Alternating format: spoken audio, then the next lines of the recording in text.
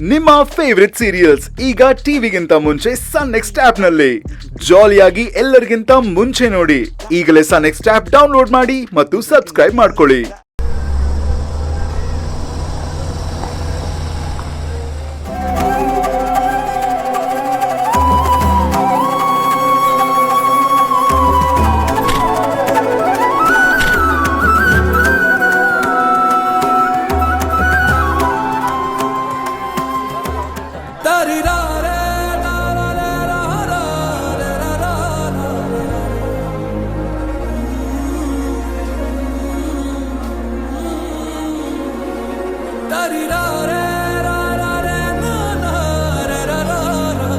ನೂರ್ ಕಾಲ ದೇವ್ರು ನಿಮ್ಮನ್ ಚೆನ್ನಾಗಿಟ್ಟಿರ್ಲಿ ಅಣ್ಣ.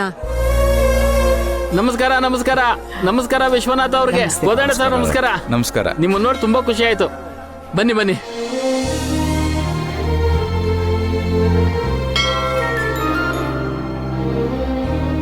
ಬನ್ನಿ ಸರ್, ಬನ್ನಿ ಸರ್. ದೀಪಕ್ ಬನ್ನಿ ಸರ್. ದೀಪಕ್ ಅಂತ ಹೊಸ ಟ್ರಸ್ಟಿಯಾಗಿ ಬಂದಿದ್ದಾರೆ ಸರ್. ನಮಸ್ಕಾರ.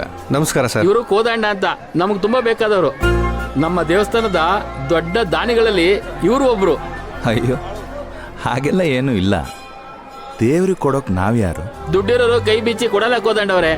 ಆದ್ರೆ ನೀವು ಆತರ ಅಲ್ಲ. ಅದ್ ಸರಿ, ಏನಾದ್ರೂ ವಿಶೇಷ ಇತ್ತಾ? ಕುಟುಂಬ ಎಲ್ಲ ಬಂದಿದ್ದೀರಾ? ಮೊದ್ಲೇ ಒಂದ್ ಮಾತು ಹೇಳಿದ್ರೆ ಎಲ್ಲ ವ್ಯವಸ್ಥೆ ಮಾಡ್ತಾ ಇದ್ದೆ.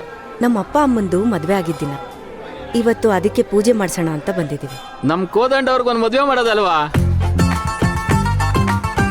ನೋಡ್ತಾ ಇದ್ದೀವಿ.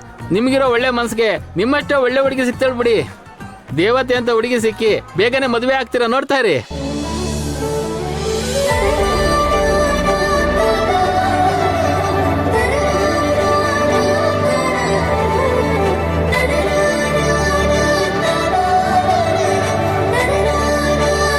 ಸರಿ, ನಾವು ದರ್ಶನ ಮಾಡ್ಕೊಂಡ್ ಬರ್ತೀವಿ.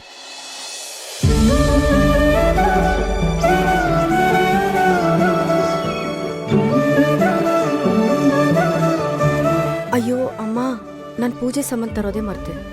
ಏನಮ್ಮ? ಅದಕ್ಕೇನಾಯ್ತಮ್ಮ, ಕೆಳಗೆ ಹೋಗಿ ತಂದ್ರಾಯ್ತು. ಗಿರಿ, ಹೋಗಿ ತಗೊಂಬ ಹೋಗು. ಅಣ್ಣ ತಗೊಳ್ಳಿ. ಥ್ಯಾಂಕ್ ಯು ಅಕ್ಕ. ತಗೊಳ್ಳಿ. ಯಜಮಾನ್ರೆ, ಇಷ್ಟೆಲ್ಲ ಏನಕ್ಕೆ? ಎಲ್ಲ ಸೇರಿನೂ 200 ರೂಪಾಯಿನೂ ಆಗಿಲ್ಲ. ಅಯ್ಯೋ ಪರವಾಗಿಲ್ಲ, ತಗೊಳ್ಳಿ. ಇವತ್ತು ನಮ್ಮ ತಂದೆ ತಾಯಿದು ಮದುವೆ ದಿನ. ಅವ್ರಿಗೆ ಒಳ್ಳೇದಾಗ್ಲಿ ಅಂತ ದೇವ್ರ ಹತ್ರ ಕೇಳ್ಕೊಳ್ಳಿ. ತಗೊಳ್ಳಿ, ಇಟ್ಕೊಳ್ಳಿ. ನಮಸ್ಕಾರ.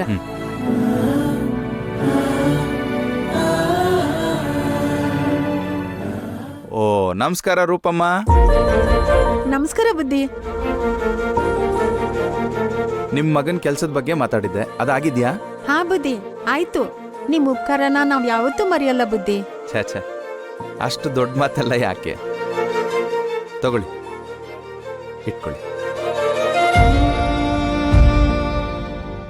ಇಂಥವ್ರಿಗೆ ಲಕ್ಷ್ಮಿ ಒಲಿಯೋದ್ರಲ್ಲಿ ಆಶ್ಚರ್ಯ ಏನೂ ಇಲ್ಲ.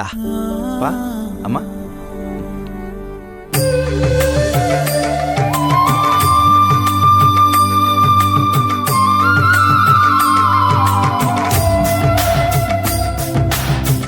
ನಮಸ್ಕಾರ ಪುರೋಹಿತರಿಗೆ. ನಮಸ್ಕಾರ. ಹೇಳಿ, ಯಾರ ಹೆಸರಲ್ಲಿ ಪೂಜೆ ಮಾಡಬೇಕು? ನಮ್ಮ ಅಪ್ಪ ಅಮ್ಮನ ಹೆಸರಲ್ಲೇ ಮಾಡಿ. ವಿಶ್ವನಾಥ್, ವಿಶಾಲಾಕ್ಷಿ.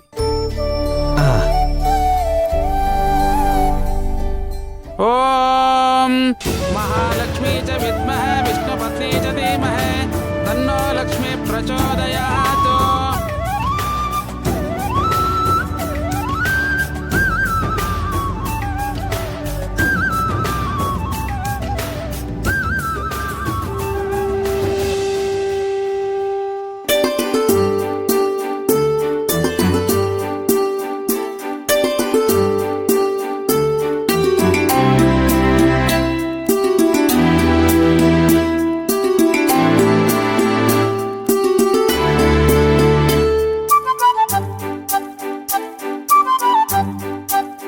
ನಾನಾಗ್ಲೇ ನೋಡ್ದೆ, ಇಲ್ಲಿ ಬಂದವರು ದೇವ್ರ ಹುಂಡಿಗೆ ಅರ್ಚಕರಿಗೆ ಕಾಣಿಕೆ ಕೊಡೋದ್ ರೂಢಿ.